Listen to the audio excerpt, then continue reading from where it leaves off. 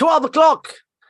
It's taking the stock. It's live. If you're listening on the podcast, don't forget, if you're off on a day, catch us live. Some people are hybrid working. I say hybrid working. They pretend to work from home. But if you do the Friday off, on Monday, you can join us live here. I'm joined by John in his logo T-shirt. What's the logo today, Johnny? Trading Places. Trading Places. Oh, do nice. Where are you getting these T-shirts from? Wouldn't you like to know? No, not really. No, I don't know. I actually don't know. It was a gift. It was mate. I think you can. Yeah, it's I don't know. Somewhere online. Okay, all right. Well, today, right, we're surrounded by. In fact, look at that.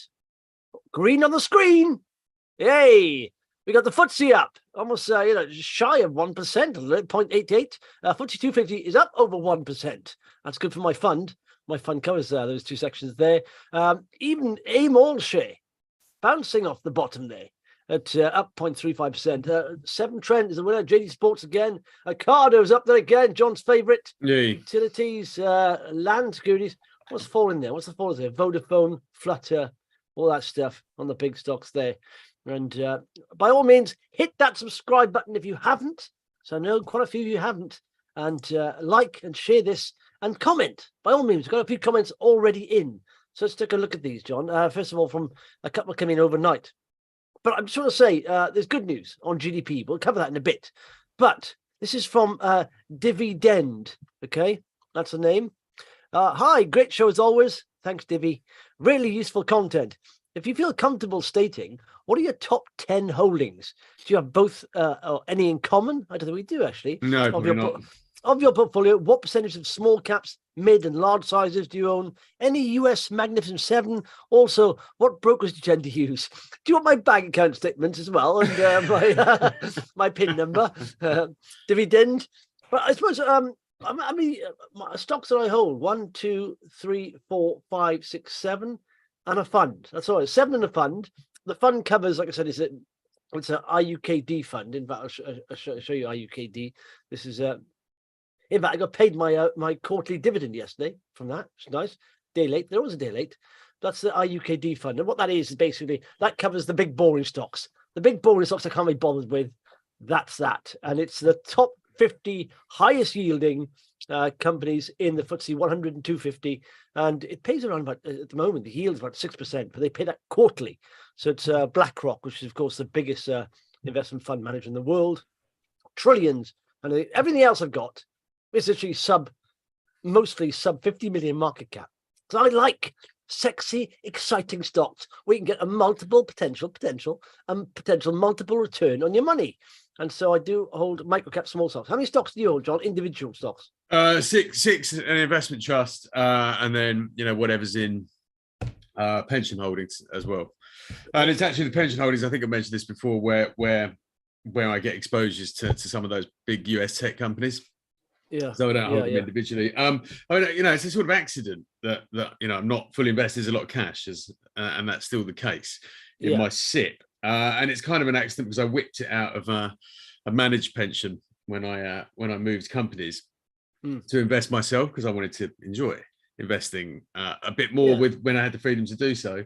And of course, then all hell broke loose. So, but I spent most of 2022 sitting on the sidelines. Really, had a couple of holdings in there. One investment trust that's rather boring, a couple of large caps, and then since then I've been looking around sort of mid to small, not small, but 50 million plus type stuff. Yeah. Well, I mean, my sort of strategy is until it changes but I've got the fund there that pays dividends. That to me is my retirement fund. Pretty much, I put 1% of my total portfolio value into that every month automatically. And of course, going to pay dividends on that, and everything else is, I've got 30% cash, but everything else is invested. And I basically want to get multiple returns on the small caps, mid caps, nano caps, and that's a feeder fund, but it's my other fund, so that'll keep feeding that hopefully, and it'll keep going that way. So I'm covered, UK stocks. And in fact, Phil did say today, you don't look at US stocks? I thought, do you know what? No, the problem is with most investors is not to widen your options, because you get option paralysis. It's too much. What you need to do is narrow your focus and understand where you want to invest and what you want to invest in. And for a while, I have tried to go up them. I started off when I started investing in big caps pretty much, and I've come down, and I found micro caps, nano caps a lot more exciting. I find the business easy to understand. There's a lot more risk, of course there is, and you can tank and you can get wiped out pretty much. But there's a lot more reward as well. But then, of course, you have to put sort of quality filters in place to avoid, those kind of wipeouts, potential wipeouts. And for micro caps and nano caps, first and foremost, is cash. How's the company got cash? Because if they're not generating profit, and many of these companies aren't, then they need that cash. That's essential. I mean, the thing about the mega caps, US mega caps, particularly the magnificent 7 tech companies, is that if you'd have spent the last decade avoiding them on the basis that you're only interested in UK small caps, you've missed the trade of the century. That's where that has powered the US market. They've accounted for such a vast proportion of its returns. I don't think one should ever rule anything out based on a style. A process, yes, but a style, I'm not convinced. The thing is, I literally since in 2009, I've got records going back to, and I was close to doing 5,000% since 2009. I've done 32% a year compound annual growth. I've taken a massive hit in the last 2 years because of I've been in the very high risk micro cap stocks that take the big brunt of the hammering during a bear market.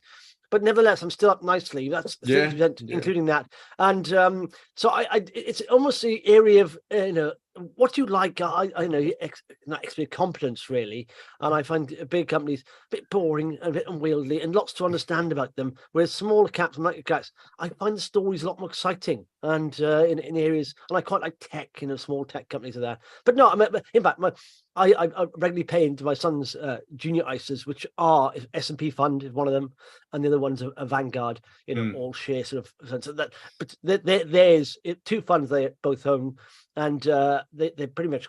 I think within those 2 funds, about 8,000 stocks, so they are well diversified. But they also have the American markets. But that's theirs. But I'm that. Anyway, another one. L Saint says, any thoughts on Time Finance? Looks really undervalued to me, and I'm not sure if I'm missing something glaringly obvious. Yeah, we have sort of covered this before. Yeah, and Time is a good little company because we've said there is a problem, isn't there, with this company loans to small, medium-sized companies, and of course they're stepping in with the banks are not providing essentially. Yeah, the chart looking very good. It does look good. There's some numbers out earlier this week. Delivering some very rapid growth, delivering rapid or significantly growing their loan book, and nice growth and profit on top of that as well. So it's doing well, as you say. It's sort of filling in to plug a gap. For small business financing. One thing that I thought was noteworthy, that a lot of the growth came through its invoice financing division. This is basically companies selling. It's a cash flow management thing. So you've invoiced your client, but the money hasn't come in. So you kind of sell that invoice for a discount to make a bit of to manage cash flows, to get cash coming through the business. And that sort of, in some respects, is a bit indicative of a kind of weaker economy. Where companies have to use mechanisms such as invoice financing to ensure they stay solvent. So it's strong. It's performing well. I guess the worry is that anything that's exposed to the SME sector, when you've got sort of economic pain on the way, there has to be some risk in that book. And that would be the observation. I think that's probably why they're trading perhaps at a more lowly rating than you might expect. Yeah, I do. I mean, do you know, because that comment, I did actually fill in my spreadsheet on Time Finance, and this is my spreadsheet. This is on the left is full year. This is interims, and if you scroll down, and I break it down into growth, value, health, efficiency, momentum, and forecast, and literally, it's looking good. I mean, first and foremost, what you can see here, net asset value is 61 million. That's 68 pence a share. It's at 28.9 pence at the moment. So that's, undervalued. I mean, the volume, of course, I look at liquidity as well, volume wise, and it's, talking about 10% now is £4 grand. So it's not very liquid, but nevertheless, look at the growth here. I mean, top line 17, operating profit growth 230. It's all I give them scores pretty much. But look at that, all the way down. Even value is very good. There's not a lot that isn't that good, and even sort of the charts, like I said, momentum and broker forecast. So over 3 years, probably, if they continue doing what they're doing, 214% on. But the thing is, top line growth forecast, it's not huge.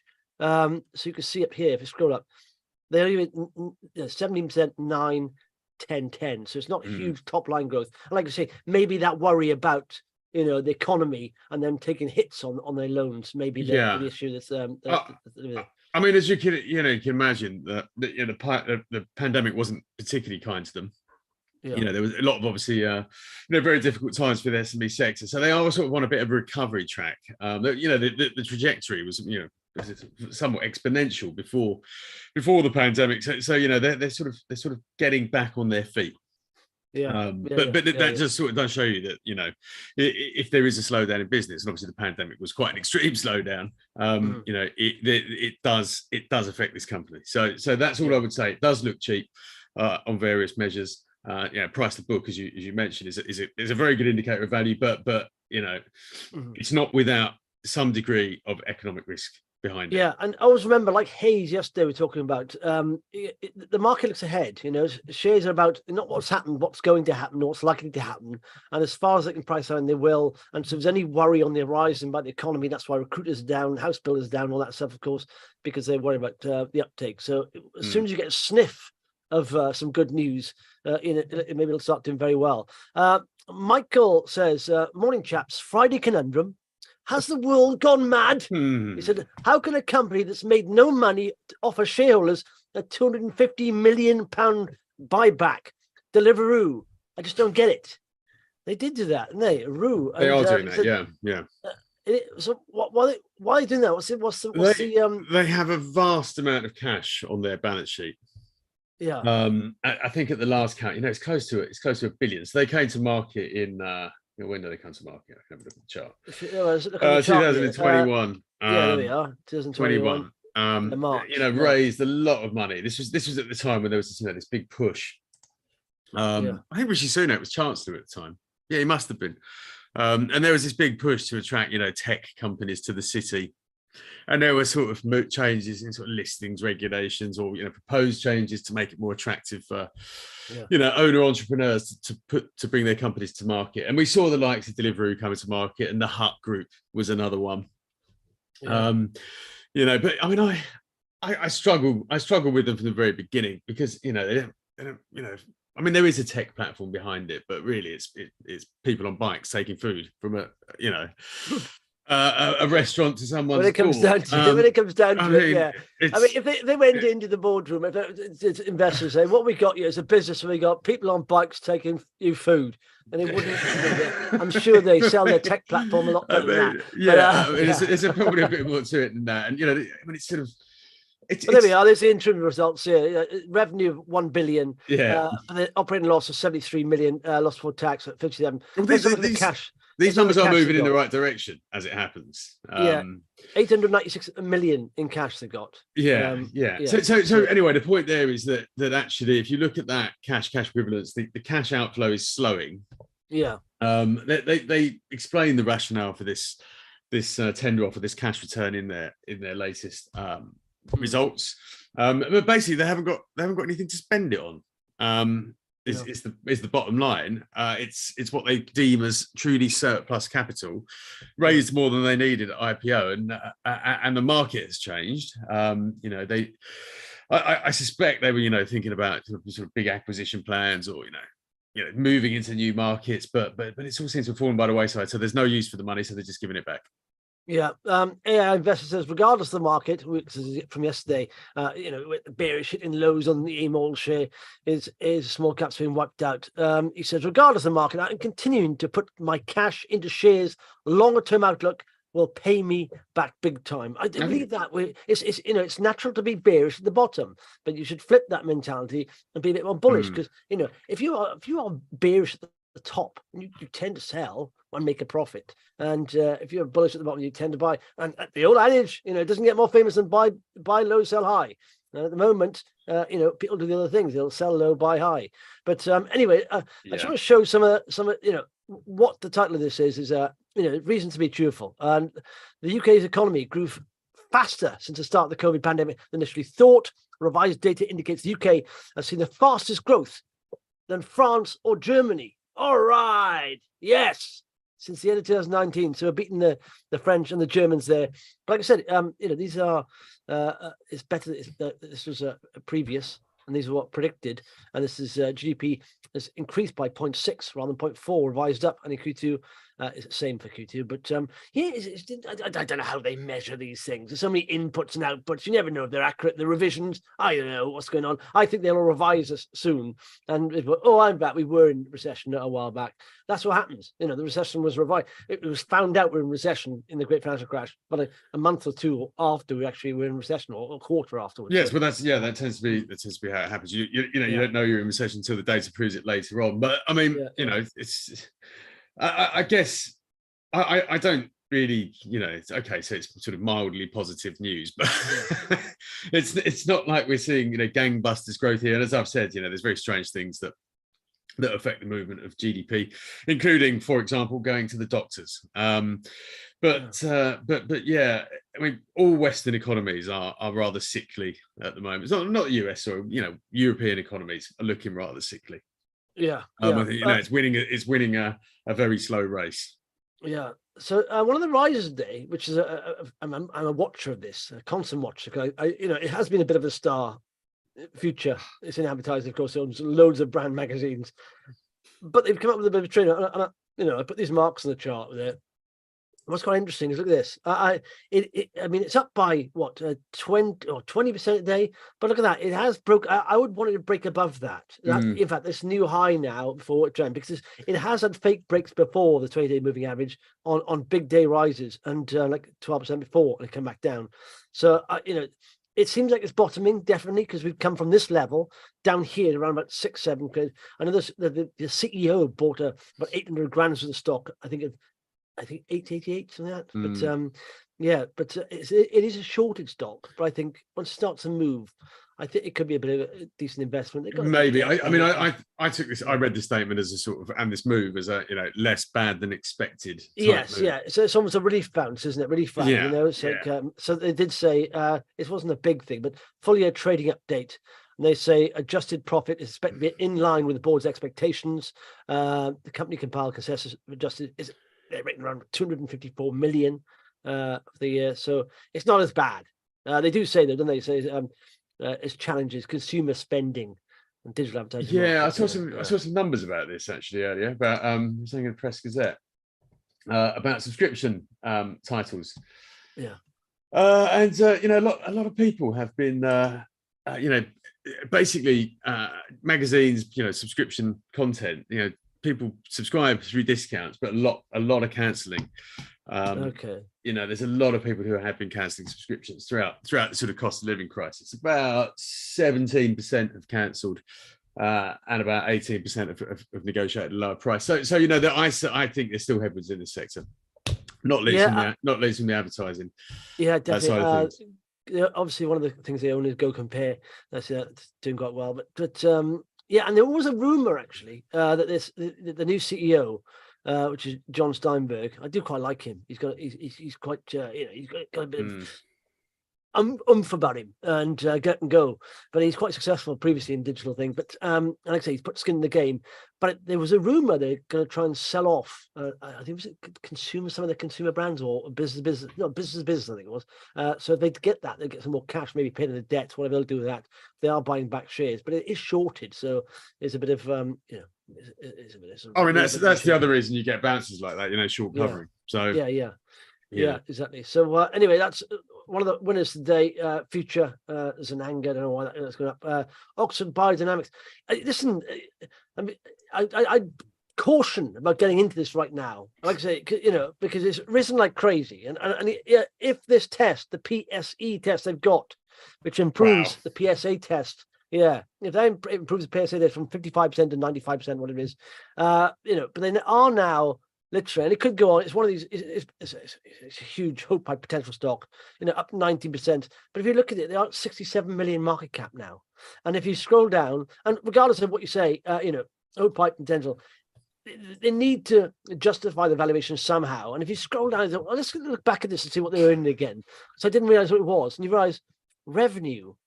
220 grand. Well, I mean, it's only on the cusp of commercializing this technology. Actually, if we look forward, if there's any consensus, there is no consensus. I remember. And they're losing, and they did lose 4.7. Yeah, but to roll these out anyway, even if you get big demand for these, the revenues will come in, but to roll out, the loss is still quite large. And what did they raise? About 5 million today, something like that. Results of placing. So be careful about any time on charts wise. If you want to see if a company is overbought, pretty much, when a company's RSI is above 80, it has a problem sustaining that. There are rare examples where you get to 100 and that, or 95, but be careful on the RSI, relative strength index, that is, when it's way above. So the 70s above 70s regarded as overbought. Now, when you're at 80 or plus, it doesn't sustain. And I think it's a hell of a bounce.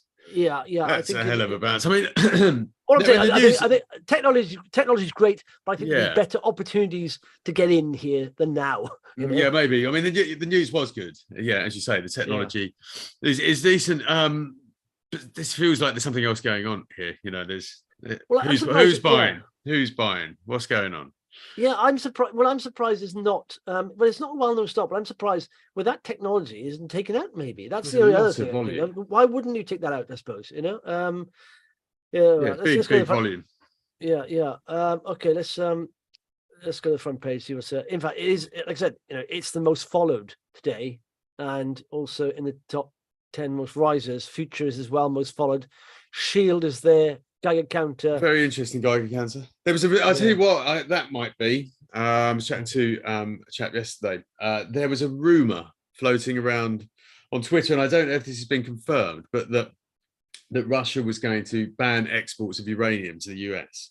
Okay. And apparently the US still imports around 20% of its uranium from Russia. So, there is, and we know that similar things happen between Niger and France, and some suspect Russia's involvement in that as well. So there is a sort of nuclear war going on, as it were, over uranium. And people are waking up. The price is shooting higher, and you've got Geiger Counter and Yellow Cake that are attracting a lot of interest. Yeah, and also, do you know what? There's a geopolitical war going on. I mean, have you seen that Russia, I think with China especially, Saudi, Middle East, are all selling pretty much US treasuries. They're all selling them, and so it's a lot going on at that. So it's a thing. Anyway, most read today. Are you ready for a sexy video? Zulu. This is Premier African Minerals. We've got a video again. Here we go. Oh, I don't know if you can hear that. It's right in my ear, but this is I've got to stop that. Stop that. So I can't hear it. So okay. There we are. I'll turn the volume down. But there we are. This is the Zulu plant resumed operations with material fed through the newly installed and commissioned mill. Further updates will follow. Look at that. Oh, that's a man's bit of machinery, isn't it? It's a nice bit of kit. If you've got kit and you're a miner, show it off. I say. Who's filming this? It's like, whoa, upside down. Wow. So anyway, it's great. No, it's great. I really do. Mining is a very whilst the tangible things that are being pulled out of the ground, it's hard to conceptualize a lot of mining and oil and gas drillers and explorers. Yeah. So it's very useful to have footage like that.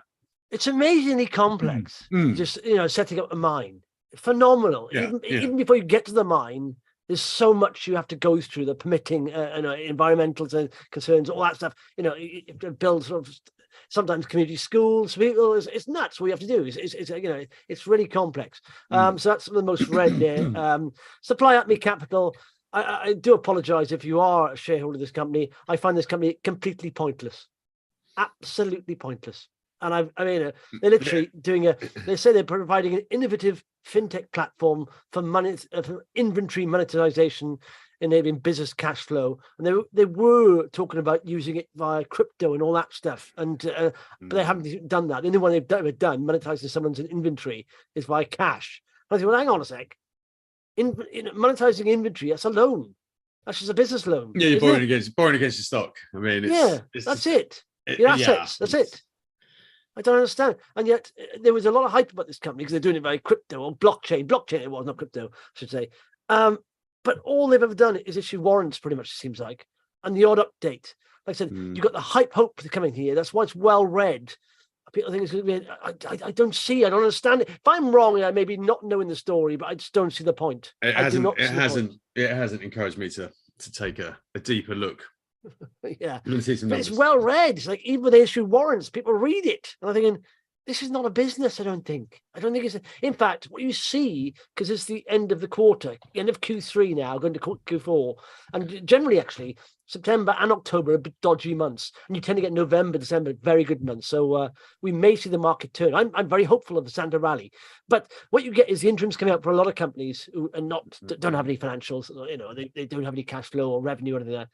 And you realize it makes you question why some of them even exist, not on AIM, but just exist, and you're thinking, wow, have you just gone through some of the results, John? I didn't realize that company, it's just quite questionable existence, It hasn't done much on its top line for quite some time. Not just them, but I mean, today when we see lots of interim results from companies who have got no revenue whatsoever, or, you can't see it in the near future, you think, what's the point? What is the point? I don't understand. Yeah, as I say, but all I want to see though is where they may be coming from, and then where it's pre-revenue, where those revenues might be coming from. Yeah. Is the company addressing a market need? Is there some visibility on where it may start to sell? And then of course, how does it turn that into profit? And more importantly, cash. So yeah. I mean, it's a fine line. One person's like, I own stocks that are, not in fact, I own one pre-revenue stock, I think, but I own stocks that are loss-making, but I see where their money's going to come from. In fact, first of all, Lemon Physical, that's a good name. Lemon Physical. He says, first time I've caught this live. Keep up the good work, gents. Thank you very much. Hit that subscribe button. Don't forget about that. Any thought on Trufin's liquidity? Yeah, Trufin, they've got a very good shareholder register. So anytime they need to raise money, it's not a problem. And they've done that previously with little, even in this market, with very little discount. It's got a fair chunk of cash in the bank as well at the moment, isn't it? And I hold Trufin. And so what I like it is it's been a bit slower than I thought to spin out. But they've got three parts. They've sold one part of the business, but there's three parts of the business. And one of them is Satago. And this is invoice lending. And they've been Lloyds, one of the biggest banks in the UK, and Sage are both signed up to Satago. And now they've got a UK challenger bank on. And so they started migrating their client book onto Satago's platform, which is owned by Trufin. And so the real uptick in revenues will start next year. And I think you're going to do, they did a sort of 8.5 this year. So 8.5 for the half year, this is. But I think they're going to be about 27 for the year. And that's going up to about 35, 40, and 50 the year after. Satago is the jewel in the crown. Playstack is very good because recent lots of games. But I think Satago will get taken out eventually. I think it'll get taken out by Lloyds or something like that. This is what I find a bit strange about this company, although it's obviously doing very well. It's also very strangely diverse. From sort of invoice financing to gaming. I mean, well, no. Originally, it was like sort of it's Trufin, it's fintech. So, but they've got that Playstack thing in there. I don't know what they bought that, but Playstack has literally had this.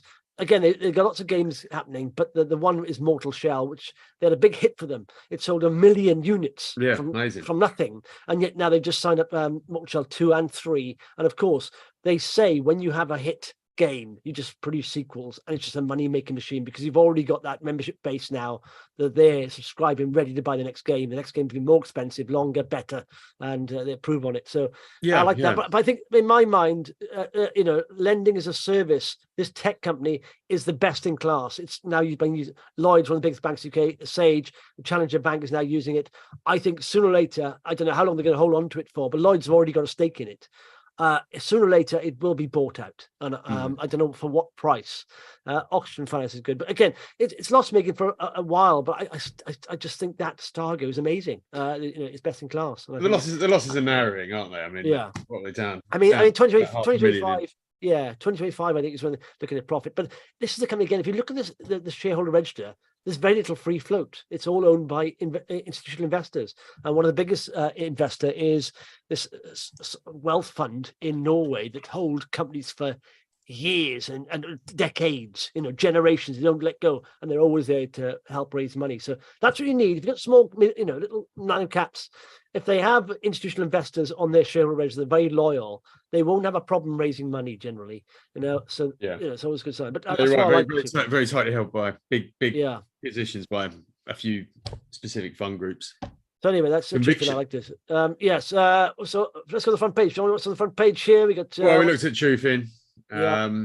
Cadence, lots of good work going on at various mines there. Eden Research, which is sort of basically environmentally friendly pesticides, crop protection, that kind of stuff. Nice looking company, very, very much needed because of the old concerns about runoffs from crops, agricultural waste, damaging the water table, essentially, which is sort of doing its thing, growing a business in Dubai, selling sort of nutritional snacks and juices. Okay. It's Aquis essentially. Aquis, it's not been on the market very long. Okay, I can't get the chart on Aquis. But it's a sort of play on. It's a play on economic growth in the Middle East and also trends towards healthier eating and environmentally friendly products. So a few bits and bobs up today. A few bits and bobs. There's a lot out there. One of the most read. Now this is the company I got involved in, and I really believed the hype. I got into it. Luckily, timing wise, I did well. It was Bidstack when it first came to the market. It's like in-game advertising technology, and I thought this is going to be huge. Gaming's huge. Advertising is huge, but realize it's quite hard to get your ad tech. First of all, you have to spend a lot of money developing it and then getting it into the games. It's quite a niche area of advertising. It's not like, a huge area of advertising. They've had problems. And I did buy in around, but, here, I 5 bagged on it. And literally, they came out with their first sort of financial report, which was predicted to be about, I think it's either 3.6 or 5.4 million for the first year. And I thought that's amazing for an ad tech company to generate. And they were like down there, they were sub 10 million market cap. I thought to generate that in the first year, they came out with the revenue, right? Now it was predicted to be about 5 million. They came out with revenue, John, of 36 grand. And it was forecast to be 5 million. I thought, what? So literally, that was when it was up here, the share price. So I just had to start selling. I thought, no, they're not even on the track of that. And literally every financial report they put out, they've missed estimates, every single one. So it's a pity because I thought the tech was very good, but they've always obviously had problems, monetizing it, commercializing it, and now they're going to go through a licensing agreement, reselling it in some way. And it's a very commercial contract. They're going to spin off a bit of the company into a private company. And I thought, what the heck is going on here? But literally, it's been a very high cash burn, and that's the worry, a very high cash burn for a long time, and they haven't seemed to have delivered on the promises or promises in the minds of investors anyway, because I definitely lost faith in it. But passed me by that one, I have to say, thankfully. Just looking at the trajectory of its turnover and profit, and it's one of those companies, and this is something I always watch out for, turnover's going that way.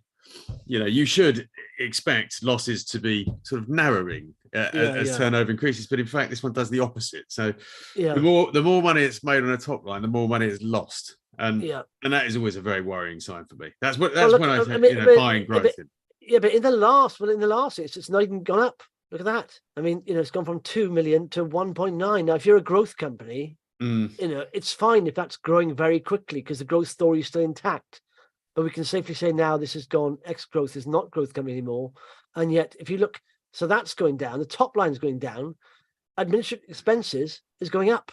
And so you got, a loss before tax going from 3.6 to 5.3. Oh my word. Yeah, it's what I mean. The bigger it gets, the more it costs to run it. And it's And the cash is 2 million. There's some big American tech companies that are like that.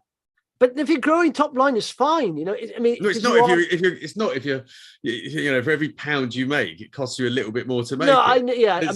Ideally, cost should be coming down. And or you should be leveraging the cost base that you already have, not just adding more costs. Yeah. And if you look at this now, they're literally decreasing cash here on the cash flow statement, 6.5 million cash at the start, 8.6 cash at the end, and that's obviously the difference in that. But that's that worry when you're burning cash that highly and you're not getting any growth either. That's worrying. That's bad on both ends, so it's a little bit worrying there. Have you been looking at anything, John? No. The only other thing that we've covered today was Savannah Energy, which had some decent numbers out there. So it's an interesting little company. This quite big. Yeah, quite big. Savannah Energy, yes, yeah. Let me look at that. I was going to look at. It's doing some stuff in Africa, but what I like about it, I mean, this goes back to the Rosebank, news earlier in the week. It's actually using a lot of sort of environmentally friendly technologies as to kind of help it with its extraction processes. And this is the argument that more modern extraction, more modern drilling is actually cleaner than a lot of the older drilling. So that is the case for bringing new oil on stream, which is one of the cases, and actually this company Savannah's doing it really rather well. Yeah. Okay, Savannah, and someone said look at Verici, which Verici got news out today. It's taking a bit of a knock today, actually, because of course they are sort of it's almost pre-revenue. I did get into Verici back here because I started running. I was at one time back here. It was literally market cap equals cash, and I thought it's a good opportunity because kidney analysis and all that stuff. But so why is it taking a big knock today? I'm assuming cash has gone down 18%. They are 12.5 million market cap. Half-year report, but are they progressing? Initial revenues from the commercial launch of the first product coming. Paul here's this today. It's just delays to uptake of what it does. Paul points. I mean, it's the medical industry, isn't it? It's one that moves slowly. Doctors are not particularly experimental, so they sort of stick with what they know, and it takes a bit of a while to get things moving. So that seems to be what's happening here.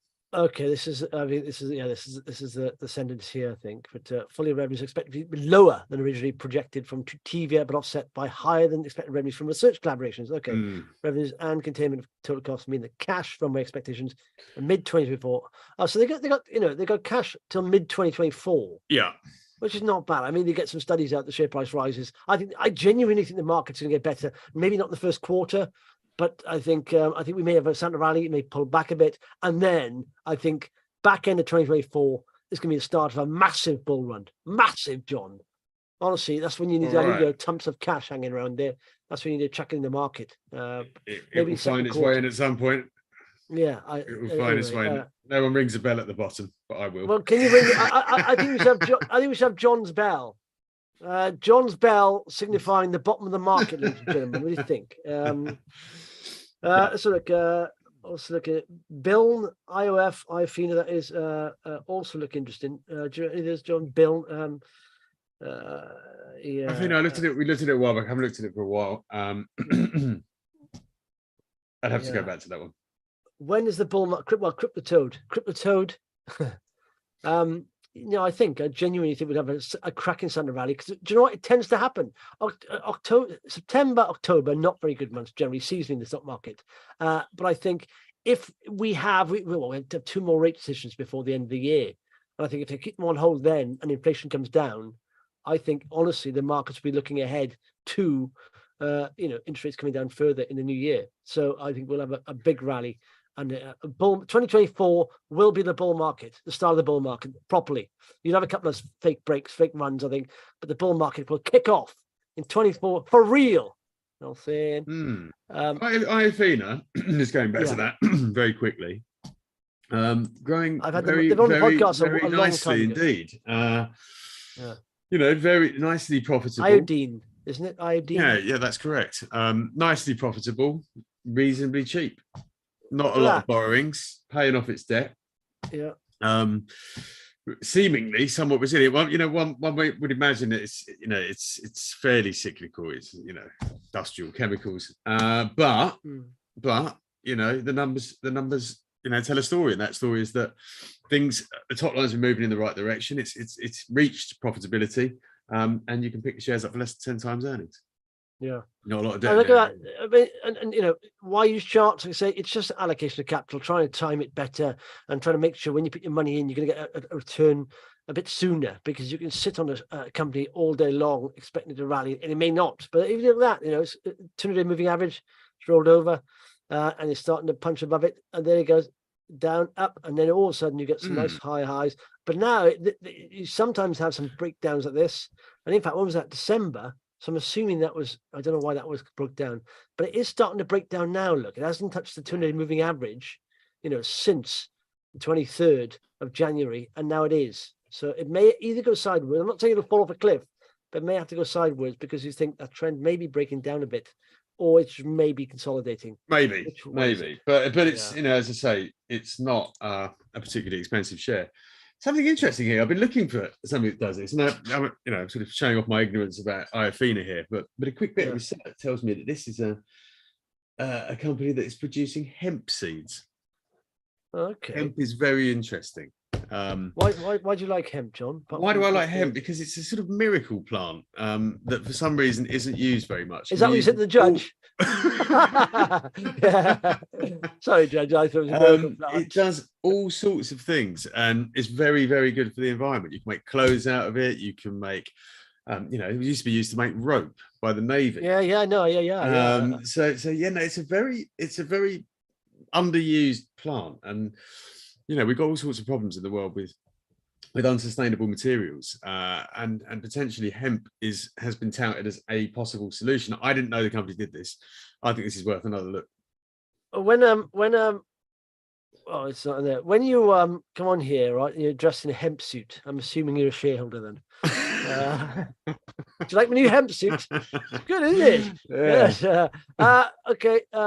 Look at this. This is a typical politician, and just end on a couple of business stories. This is typical politician speak.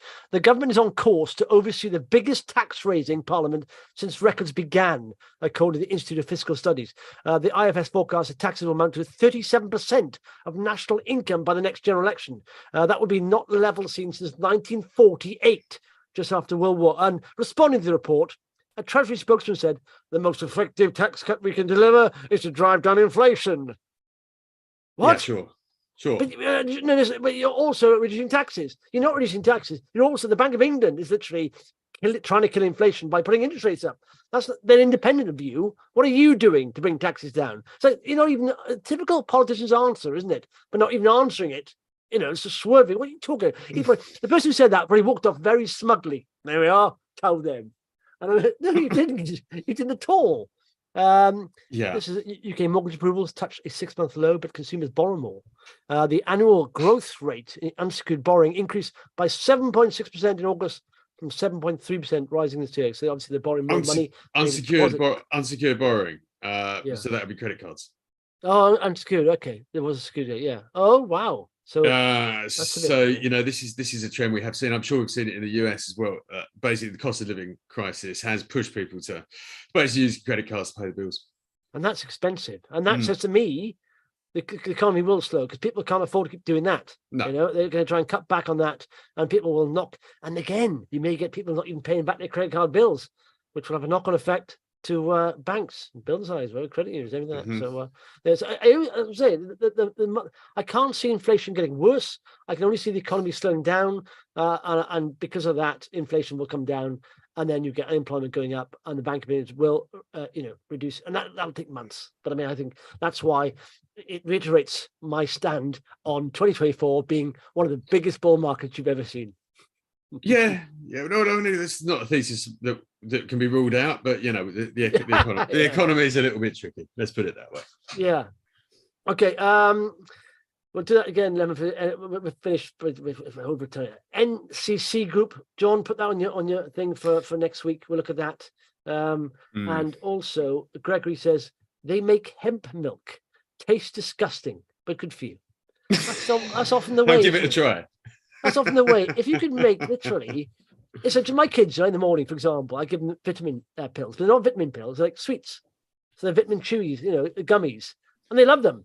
If I ask them to eat some fruit and vegetables, no. So let's start a company, John, where we can produce really healthy vitamin-filled foods that are tasty. Why is everything that's tasty not good for you? Oh, not good for you the other way around. Salt and sugar. I mean, this is a breakthrough in that somewhere. Yes, there is. There is. Have a nice weekend, everyone. Please hit that like, share, subscribe button, and if you do it enough, we'll come back next week. And have a nice weekend. Bye bye bye bye bye. See you later.